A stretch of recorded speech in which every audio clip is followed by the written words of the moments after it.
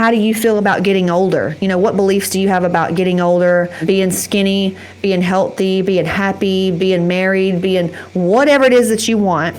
What beliefs do you have about moving into that energy?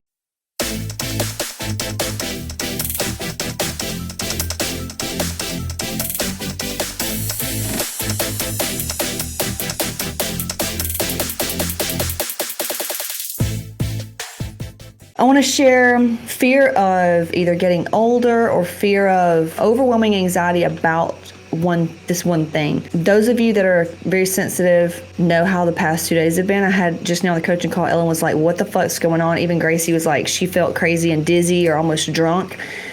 And I was saying how we just entered Mercury retrograde, I think, coming off that last, full moon, Mercury retrograde, and then the Earth frequency, the Earth's energy, where it's measured on that Schumann's resonance or whatever, is pretty strong. So it's a good thing. Anytime we feel this way, it's always a good thing. Everything's always working out for us. Always. So no matter how scary it may seem when these triggers happen, because I know firsthand how scary they can be, because they can cause physical feelings like suffocation, panic attack. Like it feels like a panic attack sometimes when you get triggered with all this stuff at one time. I want to share what happened last night. And I've even had a client that asked me like what to do when she gets this overwhelming feeling of like death. She's like, I believe in afterlife stuff. She's good spiritually. She's like, I just had this thing about death, and this happened last night. So the past 2 weeks, I was just noticing that I looked old. I was like, okay, I'm looking older. Like I can tell I have work done. I'm seeing myself in photos, and I've never noticed my age ever. I've never, ever given a fuck and or noticed my age. Matter of fact, I used to just want to get older because I hated being young. Being young for me was powerless. It was not safe being a kid. I just wanted freedom so I could make my own calls, right? Call the shots. And then my 20s were hell. Like I hated my 20s. 20s are very, very hard. It's when you're trying to figure out what the fuck you want to do with your life, while at the same time trying to make money. There's no money. There's relationships. There's kid birth. Like it's fucking 20s were, do not want to go back. And it keeps getting better. My life, and as we evolve and we learn and we heal our shit, everything gets better. Everything gets good. And y'all know this from Resilient as Fuck and the other shoe training and dropping and all that stuff. Y'all know that any belief that says we can't have it all is just a fucking limiting belief. However, yes, we're all gonna die. We're gonna get old, and that's just what it is. We are all gonna die. So it hit me like a ton of bricks last night why I had been feeling and noticing my age and feeling old. Because the truth is, I look the same. My wrinkles are a little bit more, but that's because I lost some weight, unintentional weight. I got back on my tracking game, and we're going to gain some weight. But the odds are that I don't just drastically look older. It's not like I've got all these grays coming out of my head and all these wrinkles. It's not anything like that. My body doesn't feel old. Like there's nothing to explain why all of a sudden I started to feel old. Now, Skip has gone through some shit because of physically not being able to do some stuff. He felt old and processed some sadness with that last weekend, because I was like, why are you sad? And when it got down to it, he goes, I feel like I would be doing this, and that if my leg worked. I'm like, all right, well, let's work through it. And he has worked through it, and we're working through it. So he's been having that feeling, and then this came up last night. Something came on TV, and it was an old lady like with a Medicare commercial or something, and he goes, I don't want to ever be that way. And I said, we're not of that vibration. That's like vibration of like my dad and stuff that simply are a victim of circumstance. They don't know anything about healing their shit. They think that life is what it is because that's just how it is, and you've got to fight the good fight, and there's struggle, and there's people are going to fuck you over. You always need to look at things half empty because you always got to stay safe, feast and famine. The politicians are wrecking the world. They're in that 3D vibration where victim of circumstance. Those people are going to just, their life is just not the same as somebody that's on a different plane, vibration, or whatever. And I've been there, all up in motherfucking 3. I've been there. I was that, where you're sick, you're not happy, there's no money, there's no help, there's no nothing. So we're not like that. And I told Skip, I'm like, we're not like that. We are more like those type of people that's older, that has fucking their own private insurance, and they're good to go. They're fucking out doing paddleboard and shit. They've got their grandkids. They go on trips, like inspirational, like these older women and men you see, like an Oprah. Not saying would be Oprah, but I'm saying, I mean, she's older. I mean, plenty of people, fucking rock stars. I mean, they're still kicking ass and then they're in their 70s, you know? We're going to be that type of old person. But then something hit me and I was like, bitch, there's something in me that has this overwhelming fear of getting old, because in my mind, old people become more like, they become childlike. They become where you need help from people. You know, you may not be able to get around, or you can't see, or, you know, in my mind, all these crazy fears came up, like limiting beliefs after limiting beliefs of what happens when you're old. And that's where I could relate to a lot of women, because a lot of women think that once you have kids, or once you hit 30 or 40 or whatever, that your metabolism stops, or life goes to shit, or we all have this thing in our head that we think happens when this happens or whatever. And then I went back in 2012, I think is when it was, I made this crazy thing. I was like, I'm gonna be a millionaire by the time I'm 35. And I've heard a lot of gurus say, never ever put like deadlines, make targets, but don't like say, I'm gonna making six figures by the time I'm 25. Because if that doesn't happen, it's gonna set you up for whatever. But I don't really vibe with that. I say set motherfucking goals so high, it scares the fuck out of you. And then if that age comes and you still failed, but you're at least better than you were going to be if you didn't set the goal. Does that make sense? So I don't look at it like that, so that didn't feel good. But what did hit me, like the ton of bricks I was talking about, I start getting like anxiety, like fuck, man, like my life is just flashing before my eyes. Like I'm 35 this year, and I had never cared about age, but this 35 thing was a big fucking deal. And when I got to wondering why, I'm like, Casey, why the fuck are you flipping out? Because, you know, it's easy to start beating up on ourselves and being like, internalizing everything and spiraling downhill. I was like, all right, wait a minute. Let's find out why you're feeling this way. Let's work it out. You know how I did the rearranging shit. What happened was my mom, which y'all know the story with my mom. I mean, she's an addict, horrible, you know, narcissist, which, yeah, we've forgiven her. She didn't know any better. Blah, blah, blah. Doesn't make it okay. Yeah, we get it. But alcoholic, addict, narcissistic, toxic, everything you can think of. This woman should not have raised children, but pain is purpose, here I am. I watched her, and being an empathic child, which you need to know this, being an empathic child, a sensitive child, a gifted child, you pick up on your parents' shit. This is why it's so important. These parents that go around and try to make their kids have this perfect life and hide all this shit from their kids end up with massive problems when those kids are a teenager and beyond, because they're just like, I don't know what happened. We gave them everything we've ever, blah, blah, blah. Well, yeah. It's because you fucking hid everything. You have so much shame, right? Or maybe you don't even know what you're feeling. That's why women that are not happy with themselves and they don't do something about it, it really affects their children, because the kids pick up on it. So here's what I mean. My mom, when she was 35, got pregnant with my brother. She had a kid late in life, 10 years after me. I was the only kid for a long time. And so she gets pregnant at 35, has him when she's 36. And Utah, and actually they were going to get divorced. They got in a huge fight, like physical fight. It was always just hell growing up, just constant fear. Like, I mean, this was something I processed last week with my throat chakra, was watching my dad strangle her, right? So, I mean, I've witnessed some fucked up shit as a kid. They had just gotten in a huge fight, and I had begged my parents for years to get a divorce because it was just so bad. And then, you know, mom would talk to me about shit, dad would talk to me about shit, and I was always in the middle, and I'm empath, so I'm picking up all their shit, meaning if you're empath and you're around someone that is very angry or very sad, you're going to feel angry or you're going to feel sad, and you're going to try to make sense of why. What'd you do? Did you fucking mess up? Did you do this? Why do I feel sad? Why do I feel mad? Like, you can't understand it when it's because it's not even yours. And we go through that in the sacral training chakra module. So that's what happens when you're an empathic child, is you pick up these things that your parents are either hiding, or they're numbing out with alcohol and dip or cigarettes or SSRIs, or they're just trying to hide shit from you. You're picking it up, okay? Because energy, with empaths, we pick up energy.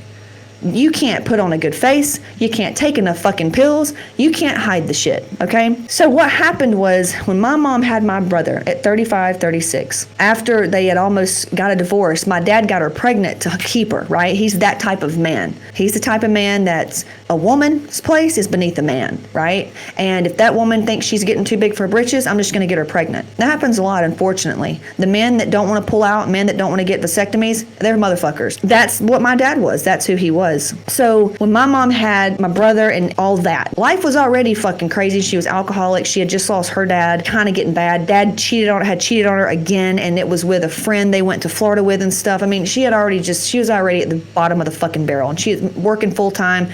She'd just go. She was martyr. She is the definition example of a martyr. I do for everyone else, and I'm left empty, not emotionally supported, neglected herself, abandoned herself, blah, blah, fucking blah. So here we are. And after she gets pregnant and has my brother, you talking about shit falling out the fucking ceiling?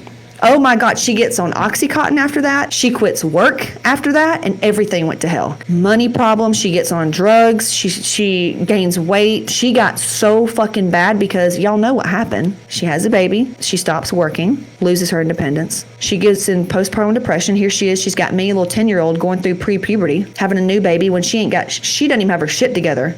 Shouldn't even had her first child, right? Now she's got this guy over here. It's like my dad, and her mother's extremely toxic. She's surrounded by toxic people. No help, no fucking help. And her hormones are shot. So what does she do? She gets on drugs and antidepressants and quits working. What most women do, they want to stay home with the baby. They get on SSRIs and start drinking wine. That's how you cope, right? No. So I, being me, and you can watch videos, and I remember my grandmother telling me that it was so sad watching me as a kid because I shouldn't have had all that responsibility on my plate. Doing all the energy work that I've done, even Sarah in my sessions will be like, fuck, man, I'm seeing, not only are you alone, you literally have plates full. And your mom was one of the main ones. And moms do this. This is why everybody needs to listen to Will I Ever Be Good Enough. Even if your mom's a narcissist, read that motherfucking thing because it's going to help you become a better female. Because we as females all the time, we kind of seek things outside of ourselves to make us feel better, right? And my mom obviously didn't know how to self-regulate. So what did she do? And any narcissistic tendency type mother is going to do this. They go to their kids. They're going to either manipulate something at work, their husband, somebody's going to give them what they need. Sarah was saying in my Reiki session, like, wow, I'm seeing your mom just fucking put shit on your plate. Not food, but literally like, here, handle this. Here, I'm not happy. You handle it. Here, all the emotional shit for everything that was fucked up went on my shoulders. I felt responsible as a very young kid for everybody's fucked up shit, okay? And I was the oldest. So all this is happening and mom's not taking care of her shit. So what am I doing? I'm picking up slack now I'm becoming like a teen mom over here, and you look at all my videos when I was little, he's on my hip. And when I'm doing videos, he's in the background in his bouncer. That's how it was. Like, I was responsible for him. I had to make plans to make sure I could watch my brother because it was my responsibility because she had to fucking work. So, and even though I am a great helper, please don't do that to your kids. Let them have their own life. You fucking get a babysitter. So all this happened and my mom was 35, 36. So now there's a trauma imprint. My body remembers there's something in me that goes, holy shit, 35, 36 is not safe. This is when it lets out. It's all gonna fucking just go downhill. Right? That was imprinted deep down, that body keeps score type thing in my subconscious that truly believe that when you hit 35, life's going to get really hard. Same thing with kids though. That's what I thought. And that's why I created Hotmomz, is I was told that kids ruin your life. I was told that children ruined your life. You got to give up everything after that. And then I'm watching Tool Time. We're watching Tool Time right now at night. And sure enough, the mom is getting her PhD in her education when the kids are older in high school. And I'm like, you know what? That's fucked up. Here we go again. What do women do? They have babies and they put themselves on hold. And when the kids get older, they start taking care of themselves. That's fucking wrong. You can do it all. You can do it all. And that's why I created Hotmomz, to show you how to manage your time and how to take back your power because you've been giving it away your whole fucking life. Those plates I'm talking about where people put shit on your plate, you have walked around your whole life thinking that it was your responsibility for everybody else. Everybody's happiness and everybody's well-being was your responsibility. And that That's that victim. That's that martyr, codependency, all that toxic enmeshment, all that shit. So I teach you how to pull out of that. But I just wanted to go over this because that was my biggest fear of getting old and all that. And is it true? You just go back through it like we do anything else. You trace the belief of, okay, so this belief in me thinks that the older I get, the more worthless I get and the dumber I get. Is that really true that the older you get, the dumber you get? No, because so far I've gotten way smarter, appreciated life in such a different way, and I'm actually happier than I used to be. Like I wasn't happy. So things are getting better, and it gets back to that quote statement that says, good things happening means more good things can happen. Well, yeah, Casey, but what if you're, 85, 90 and your hip goes out, or you get, cancer, or, you get something happens? Well, that's just one thing. You do exactly what I say in the resilient as fuck thing is, how can you win from it? Unless you're ready to die. If you're ready to die, let's just kick it on out, right? But if not, hey, how can you use it to help other people and give your experience of what it was like going through that and being able to help other people and still enjoy life, and maybe look into some more emotional healing, right? Healing's for life. Or I'm going to go out healing my shit. So that's, just a way to ease up that fear and find out what it is really that makes us scared. And when you get down to it like that, go worst case scenario. And is that true? And no, it's not true. Matter of fact, I follow so many older people like 60, 70, some of the older women and men, mentors of mine. I mean, they're older and they're super inspirational. That's the vibe. So I never even realized any of this stuff until recently, until my 35th birthday, pretty much, my 35th year. And boom, that was a big trauma thing. Amanda said, because I had to be my brother's other mother, I've been diligent to make sure that my oldest daughter is a big sister only. And it's not her responsibility to take care of her little brother. It is my job. But I also prioritize my work, so I may ask for help, but it's not expected. Right. Help's one thing. It's just, like doing the dishes. But yeah, absolutely. That is not that child's responsibility. You get some fucking help. And that's where, I just don't trust people. Well, then why? Why? That's your problem. That's you sabotaging yourself.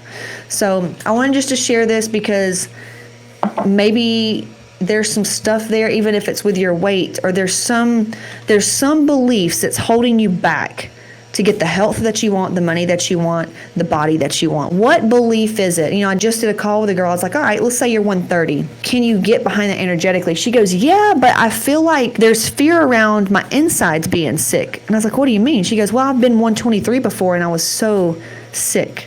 I said, yeah, but your mom just died. Shit, seriously, her mom died like a year before that. She did no therapy. She's the type like we are, where shit gets going tough. Guess what? We just gonna get tougher. That's how she is. Her mom died. She gets pregnant right away. Of course you're not healthy on the inside. But her subconscious tagged that low weight with all that other pain. And I said, it's really not that weight that feels unsafe. It's the emotions tied to that. Do you understand? She was like, oh yeah, wow. She connected the dots. So I guess I'm saying this to encourage you to play with it. How do you feel about getting older? What beliefs do you have about getting older, being skinny, being healthy, being happy, being married, being whatever it is that you want? What beliefs do you have about moving into that energy? Are there any fears there? If there's fears there, then go to the link that I posted. What emotions holding you back? Learn about healing your chakras, right? Learn about all that stuff and ask for divine guidance. Like, show me what this is. You'll probably be given something that will lead you to the answer. And then moving forward, you just write the script of how you want to show up, when I die, I kind of want to be like the rest of my family, where you'll see us working in the garden one day and the next day we're just dead. I don't want to suffer, but if something happens and, I'm fighting this bitch, then I want lots of good weed and I want morphine, Other than that, we can truly live life fully. Anything that comes up, we handle it, we process it, we get through it. How can we win with it? Always, always, always. But going back to, it doesn't have to be hard. Like, we don't have to suffer to get success. Those days are over. Those days of victim and having to toil, work really hard to get the Disney movie shit, it doesn't have to be that way. We can actually step into this world and just have fun. How can we make it as fun as possible? And then the things that come up, we know how to view it now. It's like, oh, okay, here's this thing. We know we're going to get through it. We just know we're going to get through it. It's that resilience, okay? Hope that helps. I just wanted to share it. Have a great day. Talk to you later.